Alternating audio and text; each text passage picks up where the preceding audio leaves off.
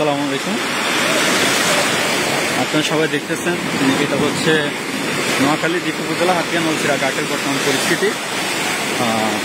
পরিস্থিতি খুবই ভয়াবহ। নলছিরা ঘাটে প্রায় নদীর সংলগ্ন যে সকল দোকানপাট ছিল, একটা দোকানপাটেরও হচ্ছে কি কোনো মালামাল নাই। সব মালামাল প্রায় হচ্ছে নদীর স্রোত, অতিরিক্ত স্রোতের কারণে দেশে চলে গেছে এবং হচ্ছে দোকানের কোনো মালামাল, আলমারি, অনেকেরই হচ্ছে কিছু নাই। নোয়াখালী হচ্ছে যে উপজেলা হাতিয়া নলছিরা ঘাটের ম্যাক্সিমাম দোকান ব্যবসায়ীরা খুবই নিঃস্ব হয়ে গেছে। কি বড় বড় স্রোত আসতেছে, এখনো নদীর হচ্ছে কন্ডিশন খুবই খারাপ অবস্থা।